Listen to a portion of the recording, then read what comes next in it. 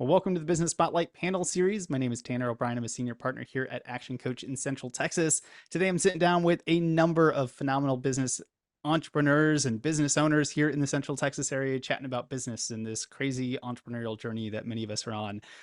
So excited to be jumping in, having some conversation alongside my business partner, senior partner Jody O'Brien here, who will be facilitating most of the conversation here today.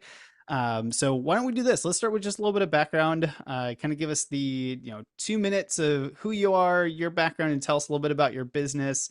We'll just kind of go round robin here and then end with Jody and allow her to kind of take it from there. So looking at my screen, Amy, you are first up on my list. Why don't you go give us kind of the 2 minute who you are and tell us a little bit about your business. My name is Amy Colton. I have two businesses. The first one is I'm a wealth advisor, so I do a lot of financial planning, a lot of help people with anything that money touches, investment advice and whatnot. But my real passion is helping, and I built my business with the intent of helping women going through major life transitions. Most financial advisors are men, and even in the couple situation, the man talks to the man. And I wanted to make sure the woman got her questions answered, she got educated, and she was part of the process. But in dealing with that, I started doing some work with women and men going through divorce. And so my business called Your Divorce Made Simple has really come a long way over the years in really trying to think differently about the divorce process. And so I work with either couples or individuals on the financial aspects of divorce. It's most people, when they think divorce, they think I need to hire an attorney, and they may at some point in the journey, but about 80 to 85% of the people that I talk to do not need a lawyer right away. So what I try to do is I try to work with them to come up with what I call a divorce financial plan before they hire an attorney. And if I'm working with a couple, I include mediation. I'm also a certified family law mediator, and I've combined the skills of a wealth manager and a mediator.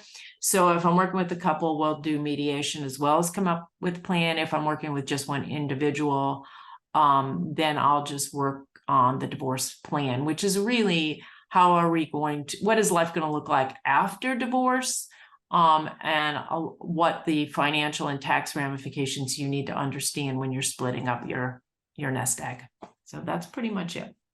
Excellent. Well, I appreciate that and glad to have you here. Thank you, Amy.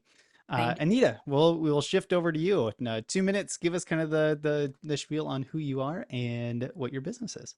Sure. Anita Tulsiani, and I'm the co-founder of a marketing consultancy called Sagely and Company. And we actually selected this name because we have been marketers for about 20 years. And what we wanted to do is provide sage wisdom to businesses, B2B primarily, on how they should run their marketing organizations, everything from that strategy to the execution. And why we did this is that we had gone into several startups where they had over-indexed on hiring like a chief marketing officer or a head of marketing, but they really hadn't gotten that scale yet. And so you're paying a very hefty price tag for a marketing head plus all of their resources. And what we wanted to do is go in there and say, let us really do brute force and do both that strategy and the execution for you while you scale your revenue up. And when your revenue is at a certain size, then you can kind of go off. And so really our love is all things marketing, but we want to get it right from that first position of how the product should serve the needs of its customers and not just do marketing for the sake of marketing. So we'll get into a business, we'll roll up our sleeves, we will ask why should people care about this product, really define that value prop, and then we'll go to town. And we believe that there's a significant value created when you're not wasting money on marketing or a lot of headcount until you really get that foundation set. So that's a little bit about our business, and I'm here in Austin, Texas.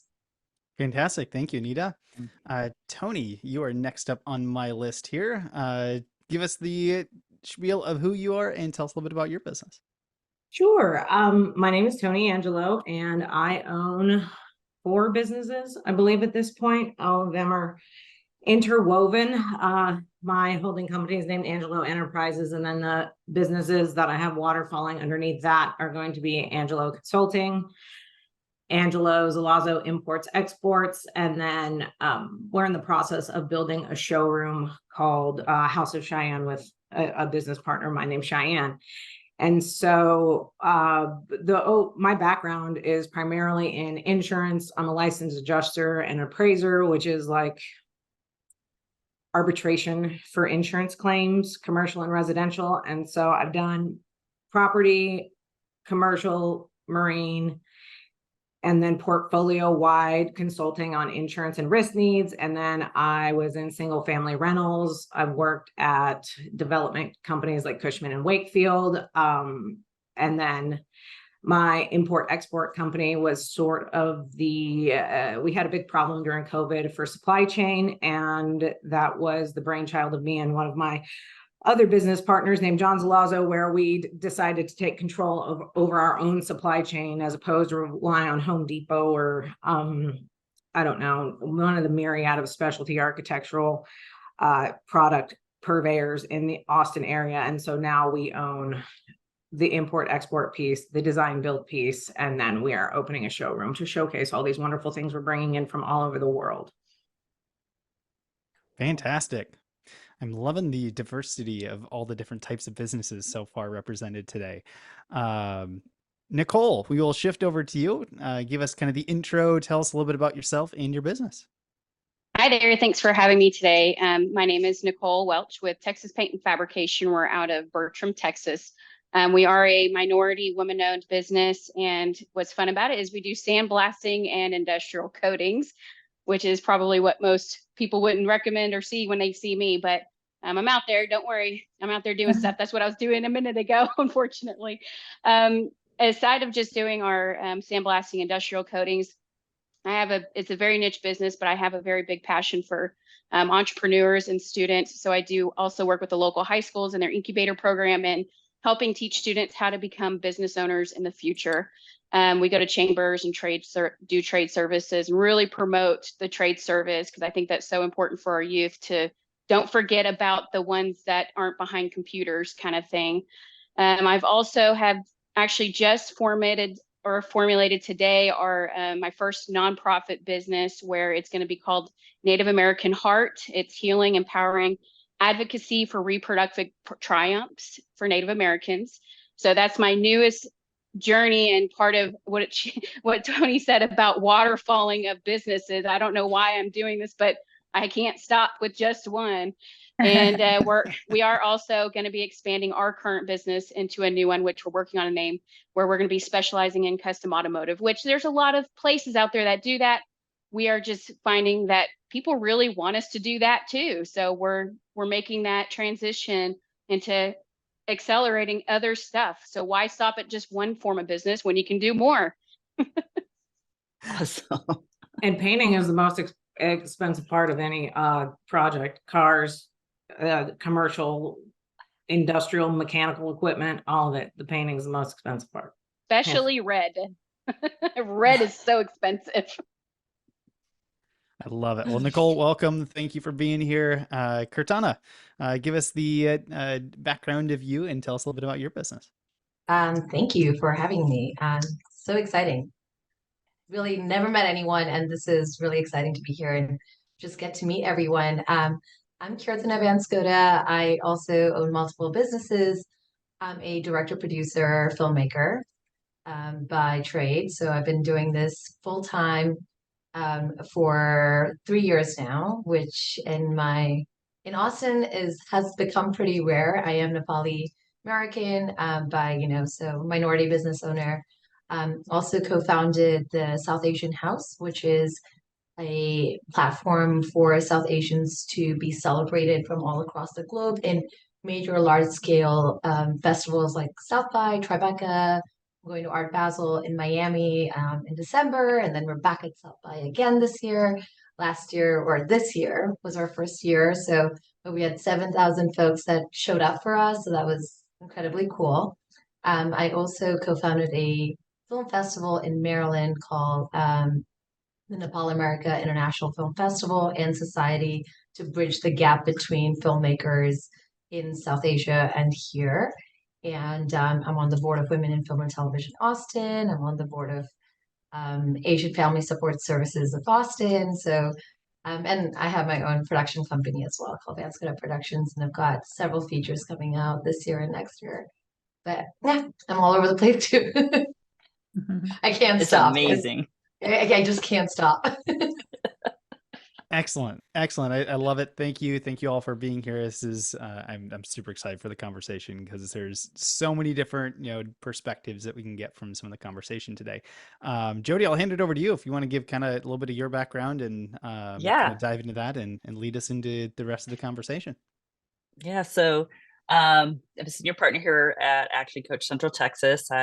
My husband and I actually have owned the Action Coach business for about 12 years. And then we moved it to Texas, and then we joined forces with Dr. Hartley. So now and Tanner joined so now it's like an Action Coach firm, and it's super exciting. But before that, I have been I'm going to age myself, 35-ish years. And most of my background is in marketing communication, but my sweet spot was nonprofits. So I have, my last role was the CEO of the United Way in Williamson County. And I led the merge with Greater Austin. And then it was finally time to come and work in the family business. Tanner is my son, if the names didn't. Yeah, my son, not Andy's. But yeah, no, it's been really fun to be able to look at the business side of it. And I've always worked with nonprofits to have them to understand they're a business. And so just really, I believe that helping businesses thrive is helping businesses like yourself to promote yourselves, especially women. I know that the guys don't always get it, but women are amazing, and they're so much better business owners. Anywho, we're better at everything. No offense. Yeah, exactly. And so being able to bring it all together has just been a lot of fun. And then to be able to do this piece of our business spotlights, I have met a lot of incredible women, and trust me, I will be reaching out. We can meet up for coffee, get together as a group, 1-to-1. I'm in. So from that, let's start off with some questions for y'all. And I'm just going to throw out a question, and then whoever, if you feel like this is really you want to jump in, just first just jump. We're not, no rhyme or reason really. So let's do so as a business owner, and because you're women and you wear all those different hats, how many hats are you currently wearing in your business, in one of your businesses, or in your business, since there's a lot of overlap with multiple businesses? So what's the different hats you're wearing right now? And I think taking that next step too is when you're talking about the hats you're wearing, what is your favorite hat, and what is your I want to get rid of this hat? Well, I can tell you that I have an assistant, and she does a lot of the stuff I don't like to do, which makes it really, really way more fun because, I've done a lot of research, a lot of work on finding your unique capability. And, there's some great books out there on that. And there's a lot of tools and things that you can take, if you can't figure it out. But I'm really good with people. I'm really good on the, one-to-ones, sitting down with clients, sitting down with prospects, talking about the business, understanding their problems and how I can be of service. And I hate paperwork. So and I know there's a need for it. I know there's a need for putting everything in the CRM. I know there's a need for that. In the beginning, we didn't do a great job of it, but now we do a really good job of it. But she does all that stuff for me, and I love it because I can go out, I can prospect, I can sell, I can close business. Where I struggle, and I read the book, and if you haven't read it, definitely no. Who Not How by Dan Sullivan and Ben Hardy, it really is it really is the right approach. It's like and I actually in the strategic coach program, Dan Sullivan's program, and one of the things that I was really surprised about was when I looked at how much time do I spend in my unique ability, and it's pretty high, which I'm thankful for, because otherwise I would not be happy girl. Spend more time in your unique ability and outsource the rest. But where I really struggle, and I probably need to talk to Anita about this, is marketing. I haven't found the right who. And so that is the bane of my existence right now. So I've done a lot of work in this area. I still have a lot more work to do. Awesome. How about the rest of you? Hats. How many hats, and which is your favorite hat? I don't know if I could quantify the number of hats that I wear. It feels on to be totally honest with you. I run 4 companies. I'm also a mother. I have a puppy. My mother lives with me. And so as women, our lives I do believe they are they're more complex and they're different, because we're supposed to be, the best mom in the world. And then we're also supposed to be navigate the business climate, and we're all expanding, with hopes of global domination. Some maybe, just the country, but for me, it's global domination. And so to quantify the number of hats that I believe any woman wears in this society is a difficult question. However, my favorite hat that I wear is definitely coaching, teaching, and I have a unique ability to think about the future in a way that most people are thinking maybe 5-10 minutes down the road, and I'm thinking 5, 10, 15 years down the road. And so I have the ability to look at it big picture, and then kind of from the big picture bring it back to where we're currently standing in a moment in time currently, as opposed to, because all my staff is always like, Tony, you're always in the future. You're always in the future. And I was like, well, someone has to be, we have to think about what's going to happen. Right. And so I think the strategic, the strategy part, the operations part is that my least favorite, right? How does everything work? Where are we going to get the money? Who cares? Right. No, I'm just kidding. I've been an ops manager for years and years and years, and the construction is really cumbersome, especially we deal with high-end custom homes. Like there's really not a like $10-20 million homes, we're pretty far up there on the home. And so my least favorite part is like the construction operations, because I'm also the expert at that, and it's granular, it's tedious, it's boring. It would be wonderful to completely hand that off, but there's some coaching and teaching that needs to go surrounding that piece. Awesome. Thank you. I think I agree with Tony as well. Like we wear so many hats. I mean, luckily everything I do is very similar, because it's all in the film and creative and storytelling and celebrating stories. But then I also, there's the creative side and there's the business side, where I have to be very abrupt and blunt, and there are times where I have to be very direct, and I might hurt a lot of feelings, but then I'm like, yeah, I don't really care about feelings, and then I become the bad person there. But I think my favorite part is just to meet someone who has a story that they haven't written and they haven't really shared, and then they go ahead and share it, and just to encourage them to go and write.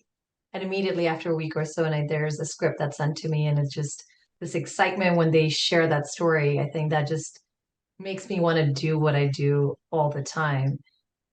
What I hate doing, and I've started actively now looking, marketing, of course, but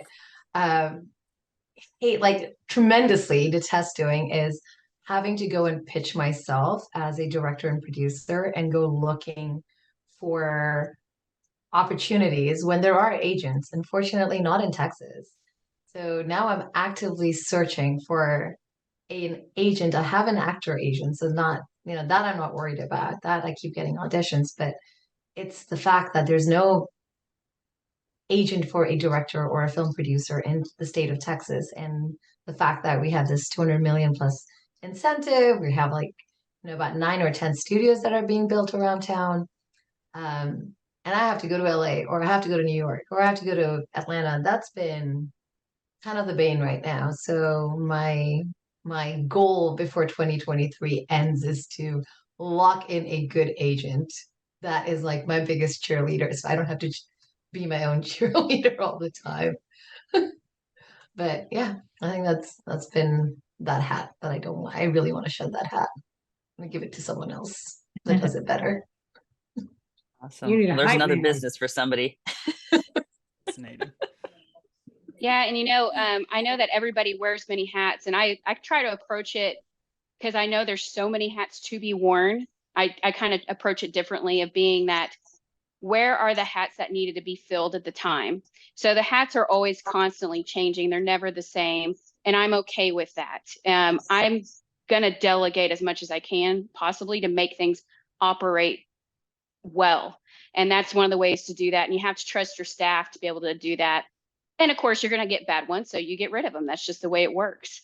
One of my favorite things in my companies that I do is the flow of operations.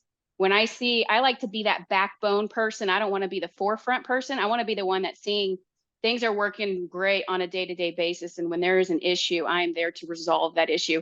I am that problem solver. I love the problem solving hat. I also like the financials every month. I'm a fan of that because I want to know, where can we improve? And then also, where have we excelled and done so good at? And let's really, capitalize on that and be thankful for what we are given at the time. So that's kind of my personal feeling about the hats. Love it. Yeah, and I'll round this out. I kind of agree with everyone, Tony. Like I don't think I can quantify it. I think there's just so many roles. I think starting my business, I'm only at it for like 6 months. One of the things that I got tired of doing was doing the same thing every single day. Like the marketing was there, but I was stuck on a Zoom call for like 8 hours, kind of like listening to all the things that had to be done, and then spending like another 3 hours fulfilling all the promises that had been made or that I needed to do as the marketer. And so right now I'm trying to embrace that the hats are fun and that there's like this expansion of learning, like coming up with a business name or going to the bank account and like getting a bank account set up and like doing that properly, things that I've never had the chance to do, had I been in the corporate side of the business. It gets a little crazy, but I think I probably thrive a little bit in that chaos factor. When sometimes there's like a little bit more than I like, I end up actually excelling through it. So for right now, I'm wearing a lot of hats, can't count them, but trying to enjoy the ride. I love that. It's just the fact that, like I think Tony said it all. It was like, there's so many hats. And as a woman, you're supposed to be the best mom, the best wife, the best whatever. And it's like, whatever. So kudos to you for acknowledging that and saying that so well. So I'm kind of curious as we have these questions, but then Nicole, you made the comment about knowing your financials and everything. And I think one thing that we're seeing a lot is, the business owners that aren't really understanding or knowing their financials. So what would be some advice that you guys would have about sharing with others? And, what is the best way and how do you look at your financials? How do you use those to benefit your business? At these chamber meetings, especially like the women-owned ones, I really hear it a lot from the ladies that are in these smaller companies. I'll talk to a restaurateur that I ask her, because I'm really familiar with the restaurant industry as well. And I'll ask her, I was like, well, how are your profits looking being in this industry, for now, coming out of COVID and so forth? And she says, I have no idea. She goes, I'm just going day to day. And I said, I understand we're all going day to day, but you've got to know your numbers. You need to know where your costs are. You need to know where your sales at. How do you even make a number not knowing where your expenses are? So, my biggest, I think, suggestion to people that don't look at their financials, even if it's grit work, which it is Go look it up, see what a balance sheet is, see what an income statement is. Go to your CPA or your bookkeeper, just say, do a basic cover for me of what this means and entails. I mean, you're looking at maybe a 2-hour conversation. That will save you so much time and money in the future, and it'll help your decision making. And so many businesses make so many terrible decisions because they don't know their numbers and they're just not on the path of being correct in the business aspect of it. And I hate to see nobody go past the 2-year mark. And there's a reason for that. I'm in our company, we're hitting our 10th year. This is also my second official business. My first one was 7 years. And that was a moving business. I've been through the heart of the really difficult companies, and financials were the primary way to make that happen. You've got to know the numbers. It's important. And I'm gonna Exactly. piggyback off of what Nicole is saying. About 10 years of my life was dedicated to startups, primarily in the property, prop tech, fintech, ad tech. You know, everybody's trying to streamline all these antiquated industries like real estate, transaction costs, all this stuff. And so I've spent a vast amount of time in startup land. It's like, I also come from insurance, so I got to see two business models. Insurance, it's like they hold it's one of the oldest industries in the world. It's like next to what is it called? Shipping and boats and things, you know, commerce, how it gets from country to country. The oldest industry in the world. Yeah. And so in insurance, like Lloyd's of London, right? It's like I saw how insurance companies operate, and then I was like, oh, this is boring. I'm out of here. And so then I went over to the startup land and I was like, man, this is exciting. And then I was like, but none of these people have any idea. There is this idea that hyper scaling and hyper growth is always the correct model. And I am quite literally, I will be like, these are all the reasons that you're wrong. Because if you cannot ascertain how you're making money in one market, much less 50 markets, then you should not be growing at that rate, because you are not an expert in your business. And so I think educating people to understand that if you're not making business, or you don't have diversified revenue streams, because a business is like a human. They tell every millionaire has 5+ business or revenue streams in their life, right? And so your business should be just like a human being, because it's a living, organic, breathing, money-eating monster, right? And so I think really, really nailing down how you're going to make money when, say, it's like I do insurance and risk consulting. It's like when building is down, we pivot. And when that's down, we're importing and exporting. And then when that's down, we're doing this. And so being able to pivot when one division of your business is financially not holding its own weight is one of the most important things on the planet. Agree. Thank you. I think it's so different for like the creative side of things sometimes. Because I see a lot of folks, and I call myself shameless that way, because, you know, we usually have to go and ask people for funding or apply to grants, and then I'm like, it's just a number. It's just black and white. It's just literally the easiest thing to do than to tell everyone about you. And for a lot of creatives, I see that being the biggest issue, where they're okay just, you know, creating the whole idea, and a lot of female, especially women filmmakers or non-binary filmmakers, where we're willing to take the cut. We're willing to say, oh, it's okay, I don't want to get paid, as long as the story is made.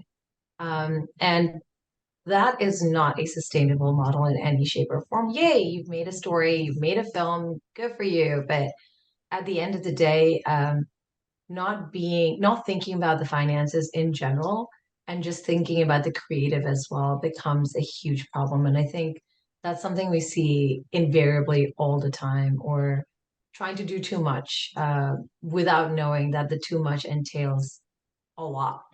You know, every film is a business, like a brand new business that you run. You have a CEO, you have an entire team, you PR, marketing, every single time, be it a short film or a feature, documentary or narrative. And sometimes it's just like blood sucking.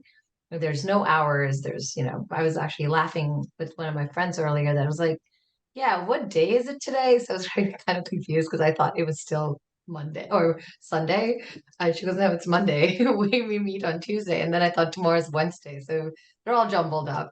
But I think that also becomes the biggest thing is just giving your craft a lot more importance, which we should, but also not adding a dollar value to it, which then becomes pretty sad because nothing really moves. But yeah, that's always such a give and take there. I just gave a presentation last week in New York City to healthcare professionals. But the presentation was on the entrepreneurial journey. And I did some research when I was putting together the presentation, and 25% of businesses, well, 75% of businesses will not make it to the 15-year mark. Yeah. So it's like 20% within the 2 years failed, 45% within the first 5 years, 65% within the first 10 years. So only 25% will be around 15 years from now. And the two things that came out of it that were most important for success, and believe it or not, and I'm a numbers person, but believe it or not, neither one of them were about numbers. 38% of entrepreneurs said that the success factor was being self-disciplined, and the second one was communication skills. Nice. Would you, I believe that like discipline, and I mean, that's discipline throughout your entire life, right? It's like, I know every morning my alarm wakes up at 5 o'clock. I get up, I do yoga for 45 minutes. And then from that, I'm looking at forecast projections, whatever's come in from the night before. But it's like that discipline resonates within making smart financial decisions. And then also like understanding where you're at financially. It's like, can we deploy this capital in this manner? You know, it's like, is our forecasting, is everything lining up? Are we doing the best that we can? Are we following up with our client leads? Are our accounts receivables up to date? And so I think that discipline, I think you reiterate the point. It's like being disciplined. It has to resonate throughout every facet of your life. It just can't be the one thing that you're good at in business, because you'll get eaten alive. There's too many things to be good at. Well, the thing is that the way I look at the world is like, you have to know every day what you need to do on a daily basis to drive those numbers, so for me, every year I put together my yearly plan, and then I break it down into quarters. And then I use the self journal, which is, it's a blank book, but it's a quarterly, you basically put your goals for the quarter in there, you track them daily, you look at them weekly, and it's a 13th week notebook for you to be disciplined, because every night before I go to bed, I look at what I'm going to do next day, and every morning when I get up, I look at what I'm going to do today. And then I track it on a weekly basis. I have 2 metrics that I basically do every week to make sure that I make those numbers. Can we ask what those metrics are?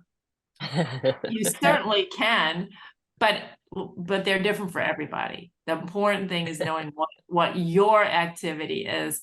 But for me, I have a goal of making appointments with 6 people every week. They could be prospects, they could be current clients, or they could be strategic partners.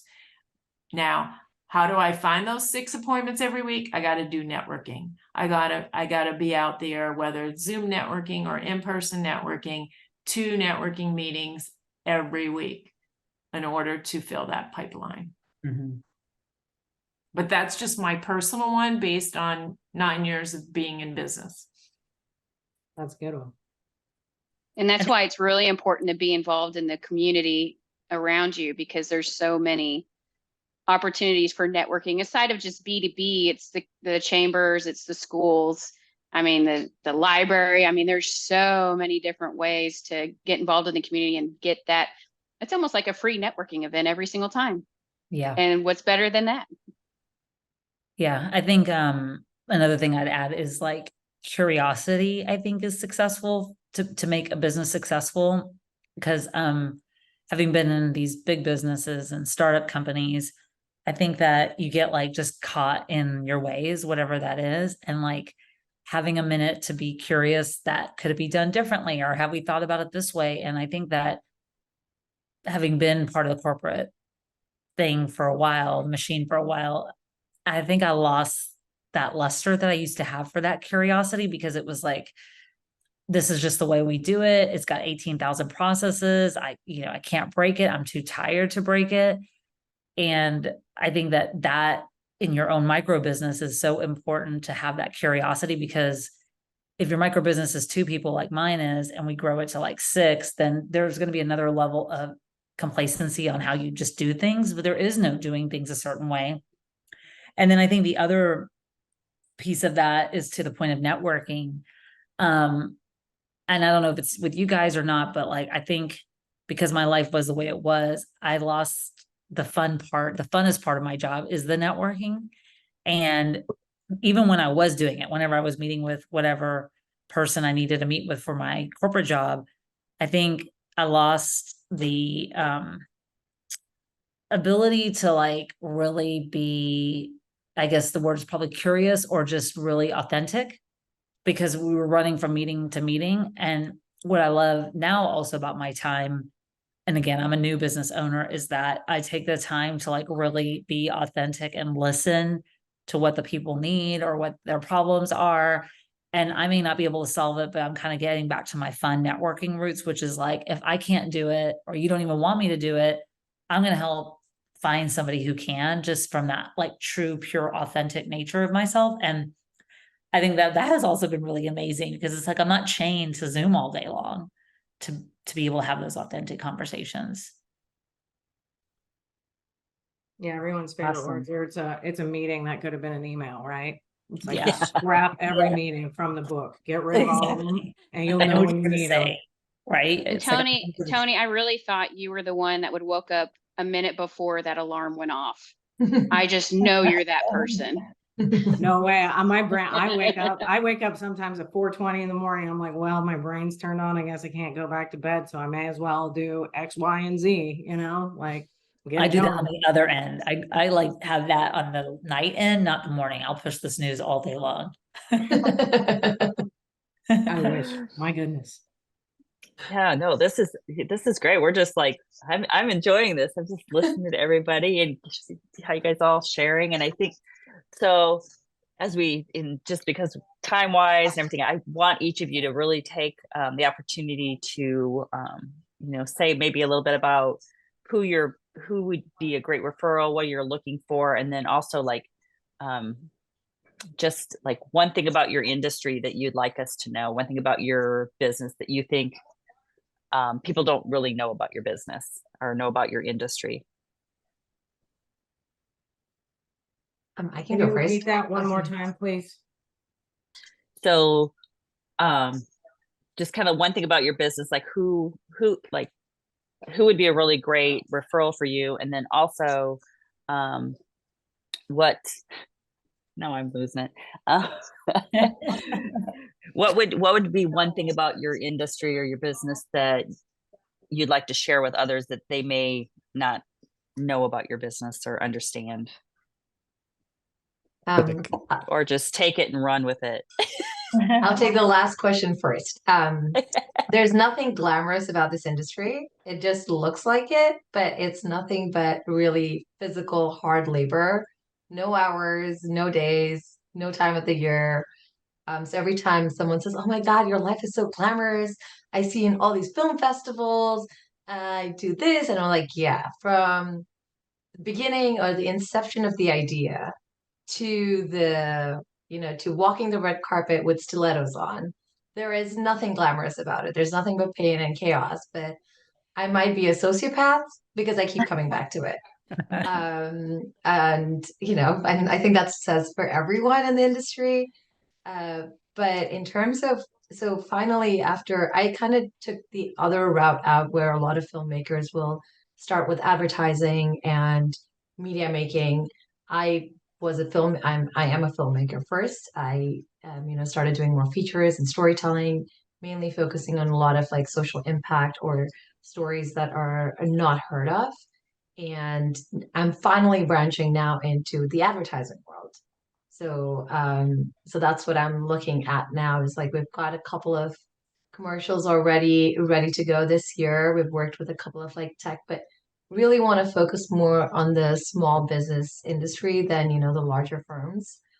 Because I have worked with other production companies in the larger productions and larger commercials. And I tell you, the sad part is that it is a very annoyingly male dominant space where there's a token woman and everyone in the industry, like everyone in the crew is just male dominated and everyone in the cast primarily is there's no diversity. So that's something that I'm very keen on changing, but starting from like the small business side of things. And that's what I really need help for. And Thank you. and rocking stilettos. So if you know anyone, let me know. That's giving out stilettos in Austin. I can go. So I think I'll go second question first. People think marketing, is making things look pretty. That's what I've heard over the years. And I think there's people who do that. I can do that. But I think really getting down to why your product or solution is the most amazing thing out there and why there's nothing else like that is the foundational work that makes every business thrive. And so, coming together with a holistic plan from like your copy to your creative to like your revenue targets, all of that full view is something that we like to really help founders and CEOs and any business leader with. And then the kind of referrals that we're looking for are really, we focus on the B2B space. We've dabbled with some consumer brands, but I think our passion really lies in the B2B space. And then we're big fans of insurtechs, fintechs, property tech companies, and really helping them get their foundations straight, especially in the world of like AI. There's so many things that could disrupt a traditional business. So like, let us come in and help you look at that landscape, look at your competitors, look to see why people should care about your product and kind of take a crack at it from an outside perspective.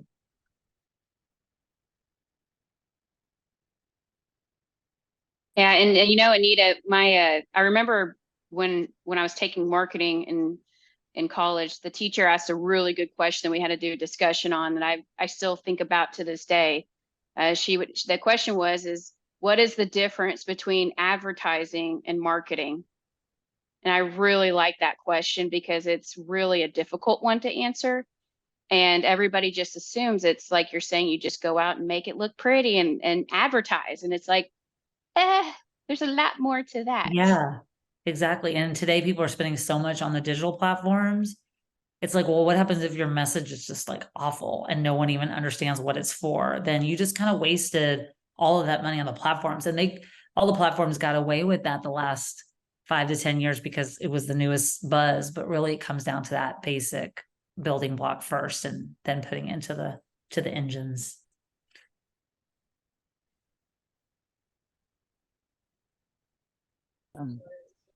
So I'll go ahead and go then.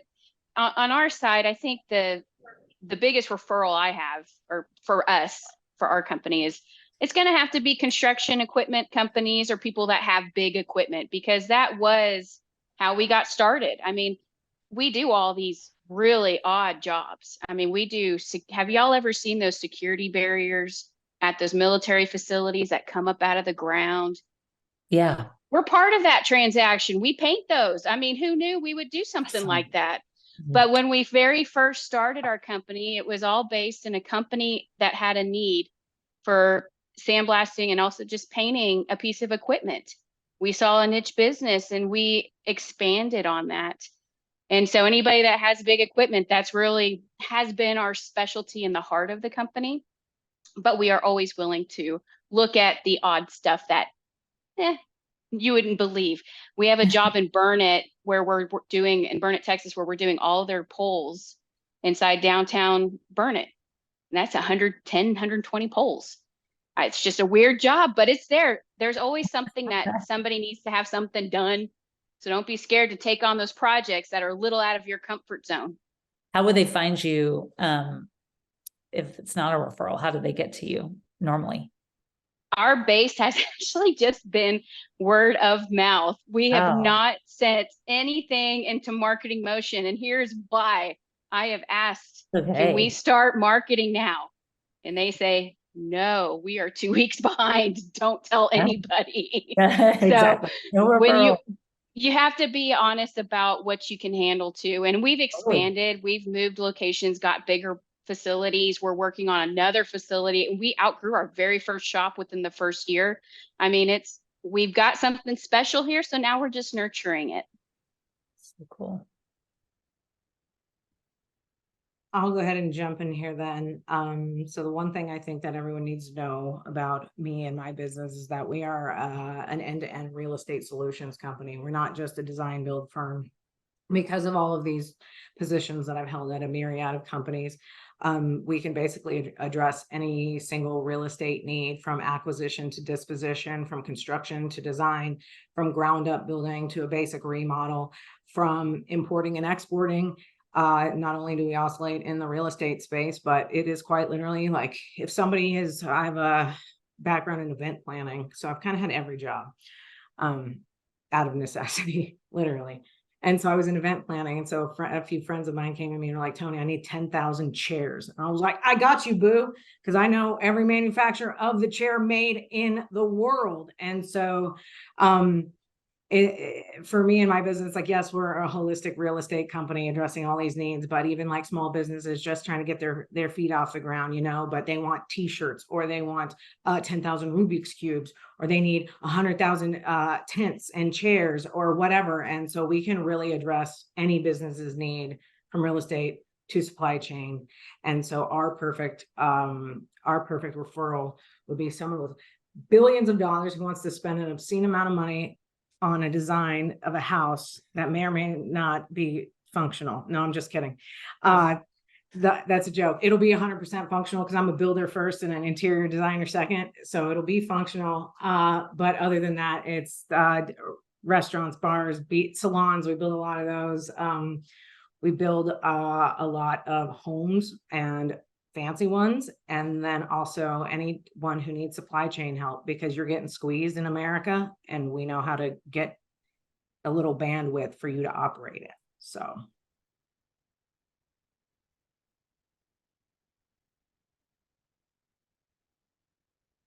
well, I guess I'll go. Jody, you're muted. Sorry.